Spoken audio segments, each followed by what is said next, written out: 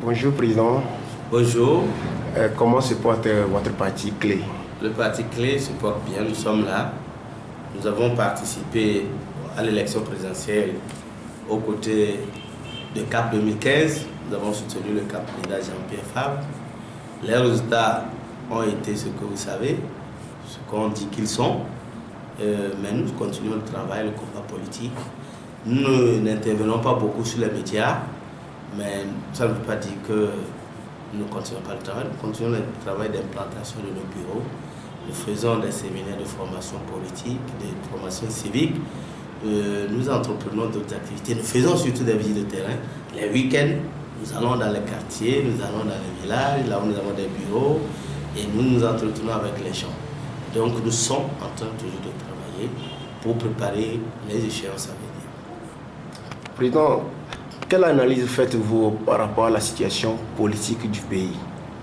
La situation politique actuelle, oui. Mais bon, rien n'a changé fondamentalement depuis l'élection présidentielle. On peut dire qu'il n'y a rien de nouveau sous le soleil. Nous tardons à voir les changements promis, etc. Mais nous pouvons dire que depuis que l'élection présidentielle a eu lieu, nous sentons aussi une certaine léthargie politique de part et d'autre. Nous ne voyons pas les gens du parti pouvoir s'activer. L'opposition aussi, nous travaillons certainement, beaucoup travaillent comme nous, un peu dans l'ombre, en attendant de sortir en temps opportun. Et donc, bon, globalement, c'est la situation politique. Elle est calme, mais ça ne veut pas dire qu'il n'y a pas de problème. Ça peut être la lassitude, ça peut être la déception, ça peut être le fait que les gens ne croient plus au changement tant attendu. Vous savez, ça fait 25 ans que nous demandons, nous cherchons de toutes nos forces l'alternance. On a comme l'impression que dans ce pays, c'est chose impossible. C'est difficile maintenant de pouvoir dire aux militants de nos partis politiques, surtout ceux de l'opposition, qu'un jour le changement viendra. Donc c'est cette lassitude-là qui est la cause de l'apathie, peut-être chez les leaders et surtout chez les militants aussi. Mais comme je l'ai dit, nous travaillons. Nous pensons qu'il n'y a pas lieu de baisser les bras. Nous nous préparons et nous continuons par exiger pour le Togo des changements et qui contribuent au bien-être de tous. Des changements dans la gouvernance, des changements au quotidien, des changements stratégiques, etc. Il y a certains de vos amis de l'opposition qui disent que vous avez soutenu Jean-Pierre Fabre pour légitimer Faure Gnassingbé pour briguer son 3e mandat. Est-ce c'est vrai, Président? Mais est-ce que ça là c'est possible? C'est un non-sens. Nous allons soutenir Jean-Pierre Fabre pour légitimer le mandat de Faure. Ah, pour dire que nous sommes allés à l'élection juste pour donner une certaine crédibilité aux élections? Non, mais vous savez que ça ne nous ressemble pas. Nous n'avions pas de candidat. Nous savions bien sûr que les conditions n'étaient pas idéales pour l'élection présidentielle. Mais en tant que parti politique de l'opposition, tant que des candidats de l'opposition voulaient se présenter, nous ne pouvions pas dire nous n'y allons pas. Nous ne voyons pas les choses comme ça. Nous ne pensons pas que c'est quand nous serons candidats que nous allons nous activer sur la scène politique.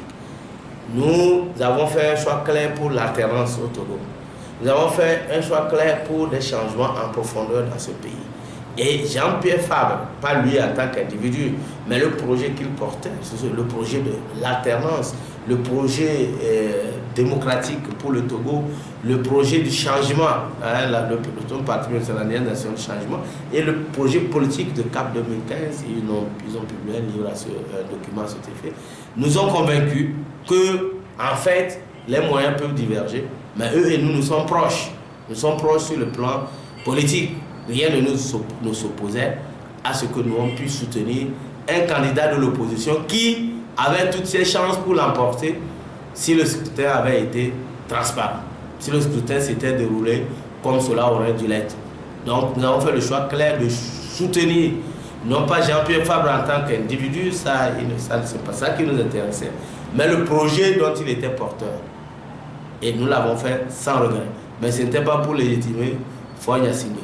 Nous l'avons fait, nous avions pensé que Jean-Pierre Fabre pouvait gagner parmi tous les candidats de l'opposition. C'est pourquoi nous l'avons choisi.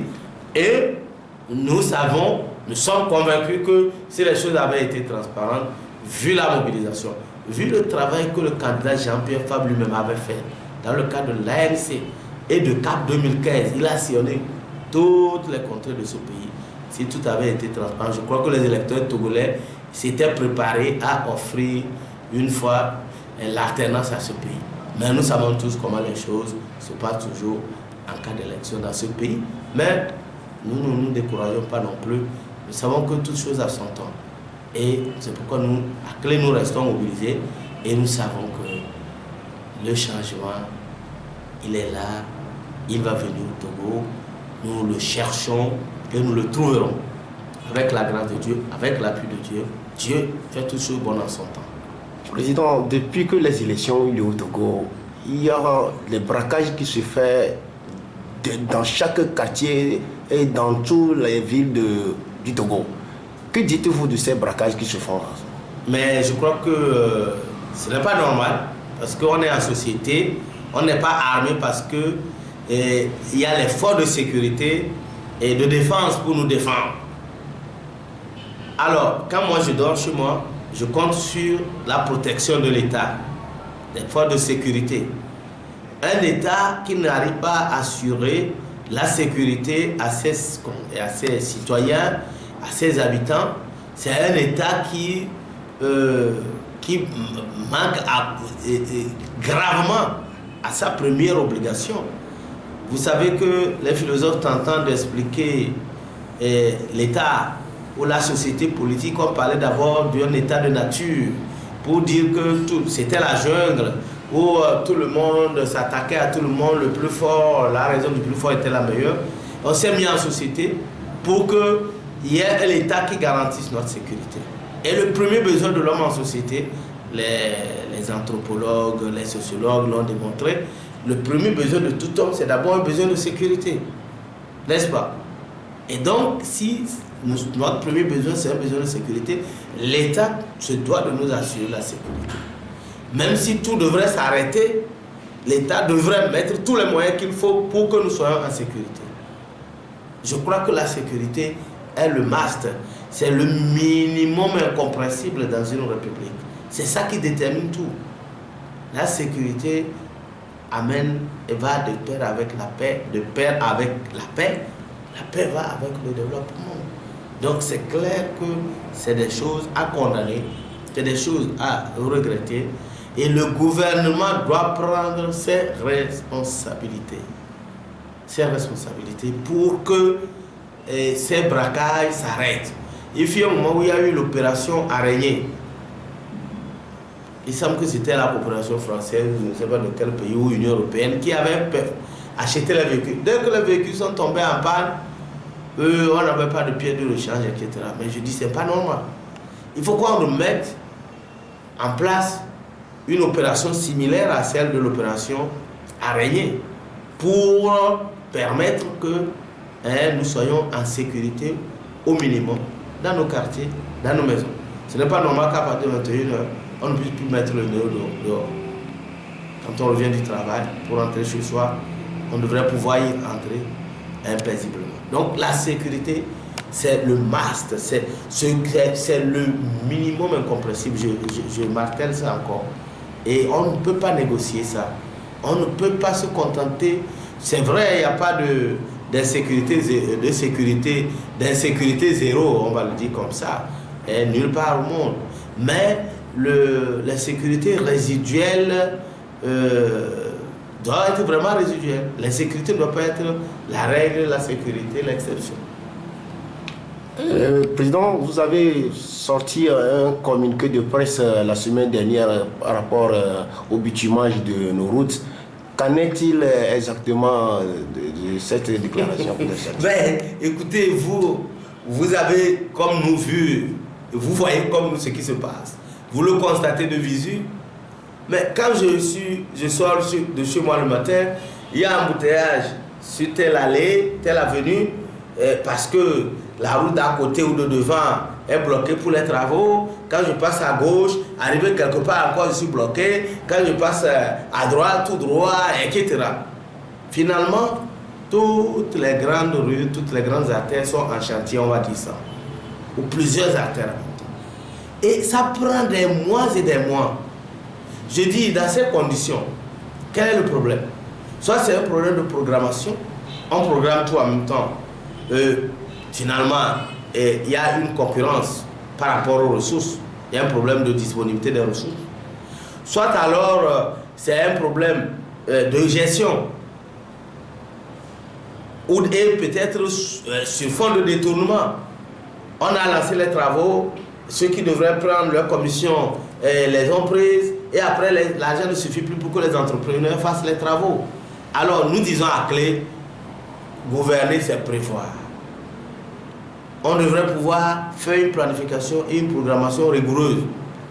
Qu'on prenne 2 rues, qu'on mette tous les moyens là-bas, qu'on les achève, c'est de bonnes rues. Pendant ce temps, on les a fermés pour 2-3 mois maximum, peut-être même 1 mois. Je n'en sais rien, je ne suis pas un technicien de ces choses, spécialiste de ces choses. Et après, on passe à d'autres. Au lieu de les bloquer tous et puis ça n'avance pas. Voilà ce que nous avons voulu faire comprendre à travers ce communiqué. Et je pense que vous en êtes témoins. Tous les Togolais sont témoins du désordre que ces routes qu'on fait ou on refait créent dans le pays, créent dans notre vie de tous les jours. Et c'est du gaspillage dans l'économie.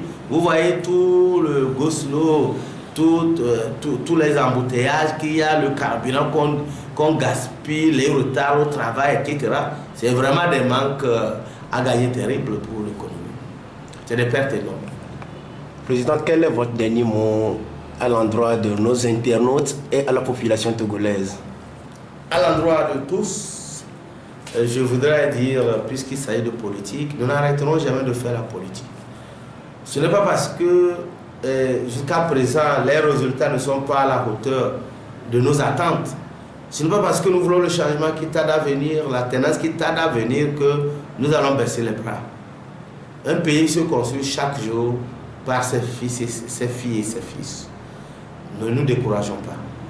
Si nous continuons pas à réclamer, pas à faire ce que nous avons à faire, le changement sera au rendez-vous. Nous n'arrivons pas à apprécier toujours le résultat parce qu'il n'y a pas encore eu de changement à la tête du pays. Mais en réalité, il y a eu beaucoup de progrès aussi qui ont été faits. En 25 ans, nous avons acquis la liberté d'expression quasi totale. Nous avons pu quand même avoir le droit d'avoir des partis politiques, le droit de manifester, le droit de demander même à certains égards des comptes, même si on ne nous écoute pas toujours. On a acquis quand même beaucoup d'espace de liberté et c'est déjà des progrès.